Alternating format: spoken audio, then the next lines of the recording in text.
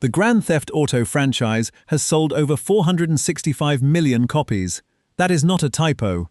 One series, built on stolen cars and talk radio, became the most profitable entertainment property on Earth. Not just in gaming, in all of entertainment. But it didn't start with celebrity voice casts and billion-dollar launches. It started with a tiny top-down game, where you could barely see your own character. So let's break down every single GTA game, from that pixelated mess to the most anticipated release in history. Grand Theft Auto.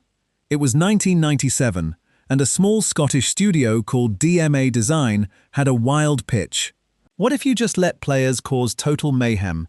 The original GTA was a top-down 2D game where you drove around 3 cities stealing cars and running from cops. No real story, no voice acting, just pure chaos from a bird's-eye view. Think of it like an old arcade game wearing a crime movie trench coat. The graphics looked like someone drew a city on a napkin with a fine-tip marker, but the freedom was unlike anything else out there. You could go anywhere and steal anything. It launched on PC and PlayStation for around $40. Critics were mixed, parents were furious, and that controversy sold copies faster than any ad campaign ever could. Nobody was making games like this in 1997. DMA Design accidentally invented a genre. Give players a city, hand them the keys, and get out of the way. That messy little blueprint would end up being worth billions. GTA 2. 2 years later, in 1999, Rockstar pushed out a sequel. Same top-down camera. Same basic formula. But now you had rival gangs competing for your loyalty. Do a job for one crew, and another crew hated you. It added a layer of strategy to the chaos. The settings shifted to a fictional near-future city called Anywhere City. Creative name, right? It looked sharper than the original. The driving felt tighter. But honestly, it still felt like a polished version of the same concept. Like getting new rims on the same old car. Critics gave it decent scores. Players enjoyed it. But nobody was calling it revolutionary. The real importance of GTA 2 was keeping the brand alive long enough for the team to cook something much bigger. Because behind the scenes, DMA Design was already working on a jump so massive it would reshape the entire gaming industry. GTA III. October 2001. The PlayStation 2 was less than a year old, and Rockstar dropped a bomb on the entire industry. GTA I took that chaotic top-down formula and dragged it into full 3D. Suddenly you weren't watching Liberty City from above, you were standing in it, walking its streets, jacking cars from a third-person perspective in a living, breathing city. It was like going from watching a football game on a tiny TV to standing on the field. The map was dense, pedestrians had routines. Talk radio stations were genuinely hilarious. Your character, Claude, never said a single word, but the world around him never shut up. The game sold 6 million copies in its first year and racked up over $250 million in revenue. At $50, it was the steal of the decade. Every publisher in the industry immediately started chasing the open-world formula. True crime, The Getaway, countless imitators popped up overnight. GTA II didn't just launch a sequel, it launched an entire genre. Every open-world game you play today owes something to that PS2 disc. Vice City. Rockstar didn't wait long. Just 12 months after GTA II, in October 2002, Vice City arrived and proved the first 3D game wasn't a fluke. This time the setting was a neon-soaked version of 1980s Miami. You played Tommy Vercetti, voiced by Ray Liotta, and that casting alone changed everything. This was the first GTA where the main character actually talked, and talked a lot. The soundtrack was absurdly good. Flock of Seagulls, Michael Jackson, Blondie.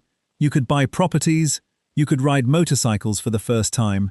The whole game felt like playing a season of Miami Vice with the safety off. It moved roughly 17.5 million copies lifetime and became the best-selling game of 2002. It outsold GTA II, which had outsold everything else. While other studios were still trying to copy GTA II, Rockstar was already 2 steps ahead. Vice City proved that GTA wasn't just about freedom, it was about personality. The setting, the music, the characters. That cocktail became the franchise's secret weapon going forward. San Andreas. If Vice City was a stylish sports car, San Andreas was a freight train with no brakes. October 2004. Rockstar handed players not one city but three: Los Santos, San Fierro, Las Venturas. Plus countryside, deserts and mountains connecting them all. The map was absurd. You played CJ, a guy dragged back into gang life in early 90s Los Angeles. But the real story was everything you could do around the story. You could eat until CJ got fat, hit the gym until he got ripped, get a haircut, learn to fly planes, ride a bicycle across the desert at 2 in the morning for no reason whatsoever. It was like Rockstar looked at Vice City and said, "What if we let people live a whole life in here?" If you played San Andreas back in the day, drop your best memory in the comments. Everyone has one. The game moved around 27 million copies and cemented GTA as the undisputed king of open-world gaming. Saints Row showed up a few years later trying to compete. It carved out its own niche, but nobody was dethroning CJ anytime soon. The stories. Between the big releases, Rockstar didn't sit idle. Liberty City Stories hit the PSP in 2005, bringing a full GTA experience to a handheld for the first time. Vice City Stories followed in 2006 with the same portable ambition. Both were impressive for the hardware. Imagine squeezing an entire open-world crime game into something that fit in your pocket. Like folding a king-size mattress into a backpack. They later got PS2 ports for anyone who didn't own Sony's handheld. Then in 2009, Chinatown Wars landed on the Nintendo DS. It went back to the top-down camera with a stylus-driven twist and featured a surprisingly deep drug-dealing economy. Critics loved it. Sales were disappointing. Turns out the DS audience wanted Professor Layton, not drug runs through Liberty City. None of these portable entries moved the needle like the mainline games. But they proved Rockstar could adapt the GTA formula to almost any platform and any perspective without losing the core DNA. GTA IV. April 2008. The Xbox 360 and PS3 generation was in full swing, and Rockstar made a sharp left turn. GTA Eve dropped the sunny vibes and cartoon energy. This was dark, grounded, and deliberately slower. You played Nico Bellic, an Eastern European immigrant chasing the American dream in a reimagined Liberty City. The Rage engine made everything feel heavier. Cars handled like actual cars, not go-karts on ice. The Euphoria physics engine meant every collision felt real. People stumbled, braced themselves, reacted to the world. It was like Rockstar traded in the roller coaster for a drama film. The game sold 3.6 million copies on day one, 6 million in the first week, $500 million in 7 days. That was an entertainment record at the time, beating every movie opening ever. Development cost over $100 million, an unheard-of budget back then. Not everyone loved the serious tone. Some players missed the silliness, but the 2 expansion packs, The Lost and Damned and The Ballad of Gay Tony, brought back some of that chaos. GTA IV proved the franchise could grow up without losing its edge. GTA V, September 17, 2013, the biggest entertainment launch in human history. GTA V earned $800 million in its first 24 hours. It hit $1 billion in 3 days. No movie, no album, no game had ever done that. Rockstar gave players 3 protagonists for the first time. Michael, the retired crook having a midlife crisis. Trevor, an unhinged maniac living in a desert trailer. Franklin, a young hustler trying to escape the streets. You could swap between them mid-mission, mid-chase, mid-everything. The heist system let you plan elaborate robberies with custom crews. Los Santos felt impossibly alive. It was like Rockstar built a theme park the size of an actual city and then hid 1,000 secrets inside it. The game launched on PS3 and Xbox 360.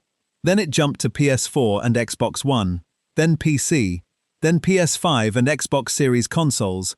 3 full console generations. Over 230 million copies sold.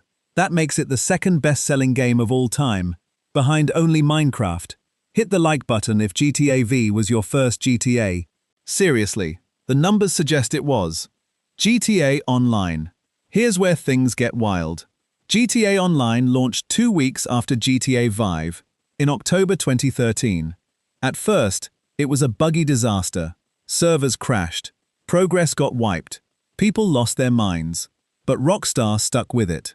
And slowly, quietly, GTA Online became one of the biggest money-printing machines in entertainment history.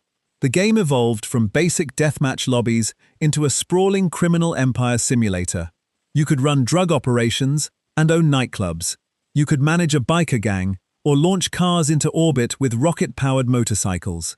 It went from a multiplayer add-on to the actual main product. Rockstar kept feeding it free updates for over a decade, funded entirely by Shark Card microtransactions and GTA Plus subscriptions. The franchise has generated over $10 billion in total revenue since 2013. Most of that came from online. That steady cash flow is exactly why Rockstar could take over a decade to make the next game. No publisher pressure, no rush.